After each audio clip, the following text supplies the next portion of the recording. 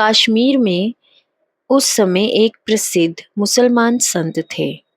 कहते हैं कि जब उनका जन्म हुआ तो कुछ दिनों तक उन्होंने अपनी माता का स्तनपान नहीं किया।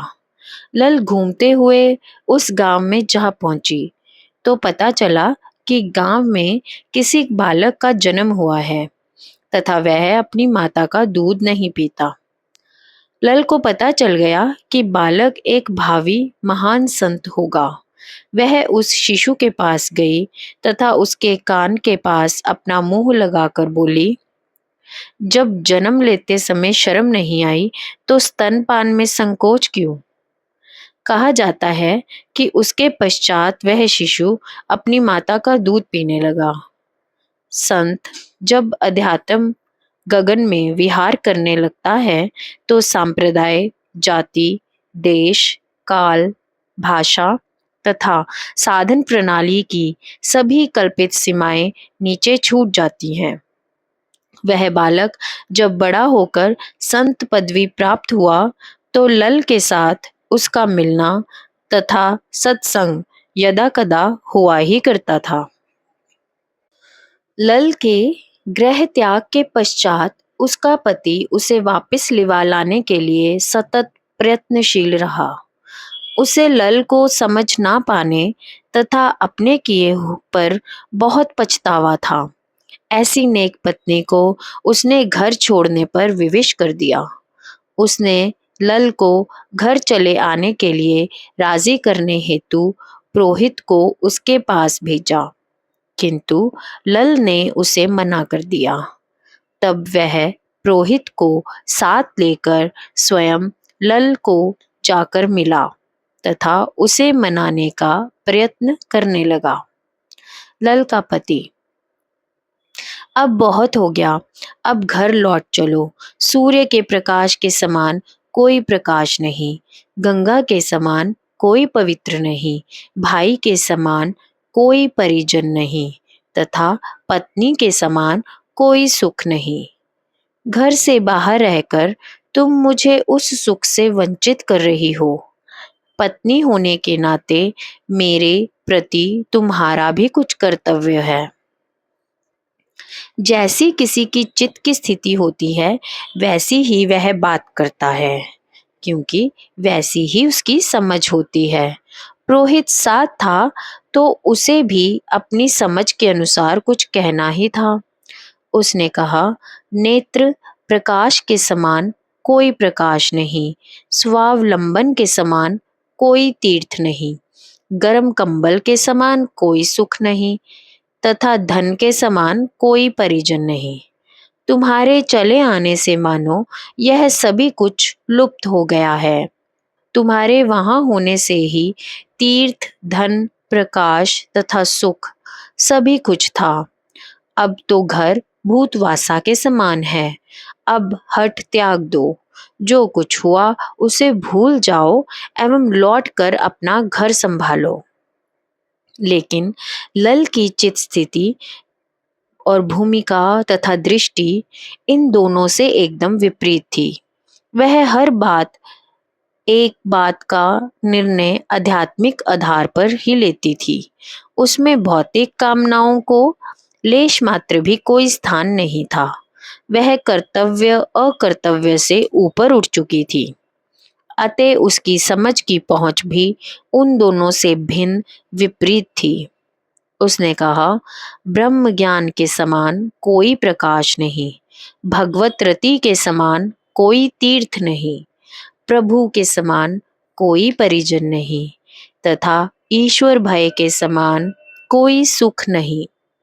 अतः आप भी उसी ईश्वर से प्रीति करो, उसी का भय हृदय में धारण करो।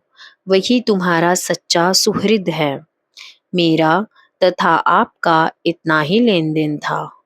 मैं जैसी जहाँ हूँ ठीक हूँ, जिस रास्ते पर चल रही हूँ मेरे लिए वही ठीक है। सबका अपना अपना प्रारब्ध है, अपना अपना लक्ष्य है। लल के पति ने एक बार और उसे मनाने का प्रयत्न किया। देखो, मैं मानता हूँ कि मेरे से भूलें हुई हैं तथा मैं तुम्हें समझ नहीं सका था, किंतु अब मेरी आंखें खुल गई हैं। मुझे एक अवसर और देकर तो देखो। जो अपनी भूल स्वीकार कर लेता है, समझो उसको उसकी भूल का दंड मिल गया।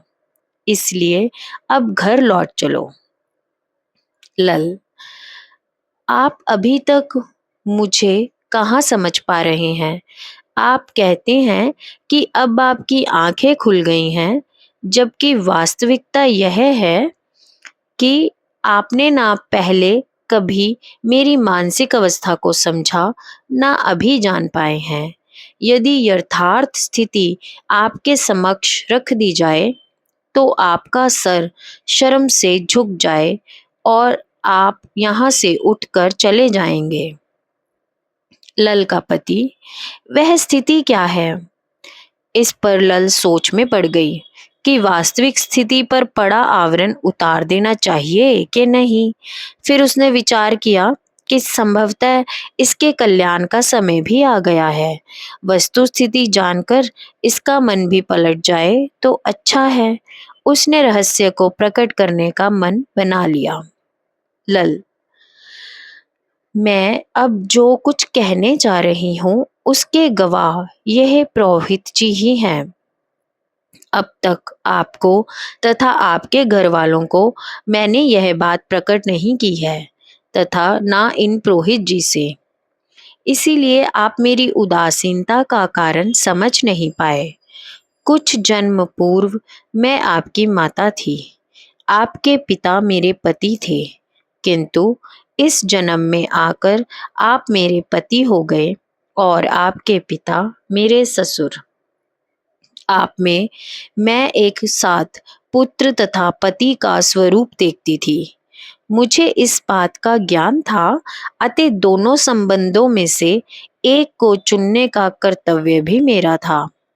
पर मैं यह निर्णय अंत तक नहीं कर पाई। अतः मैंने दोनों संबंधों को त्याग देने का निश्चय किया। इस बीच पानी के घड़े वाली घटना घट गई। आप क्रोध के इतने वशीभूत हो गए कि आपने घड़ा फोड़ दिया।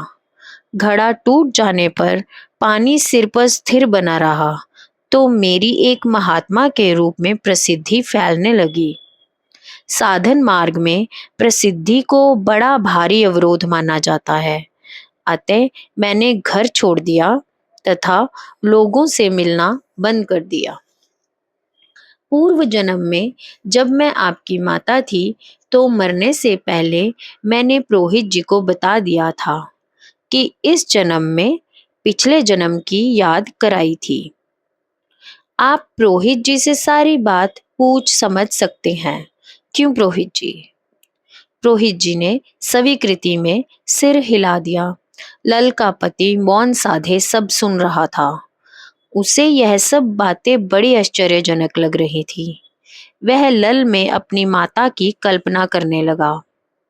लल, यदि आपको अभी तक भी मेरी बात में कुछ संशय बना हो, तो आपको सारा दृश्य प्रत्यक्ष अनुभव करा देती हूँ।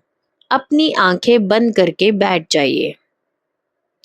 लल का पति आलती पालती मारकर आंखें बंद करके बैठ गया। लल भी उसके सामने ध्यान में बैठ गई।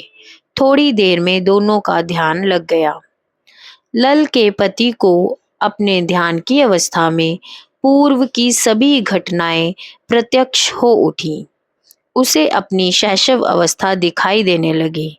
वह लल की गोद में अटखेलियां कर रहा था। अपने पिता की युवा अवस्था देखी।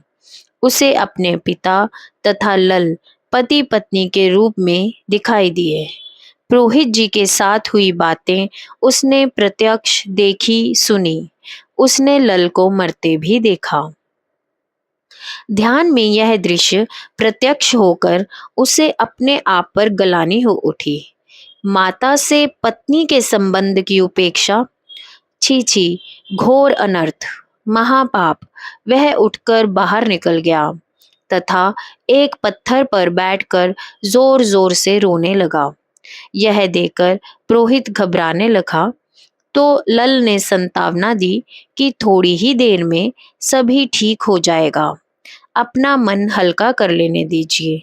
थोड़ी देर बाद वह लौट कर अंदर आया तथा लल से बोला, आप तो पति और पुत्र की दुविधा में रहे, किसी एक संबंध का चुनाव नहीं कर सके, किंतु मैंने माता तथा पत्नी में से एक संबंध को चुन लिया है। आज के पश्चात आप मेरी माता हैं।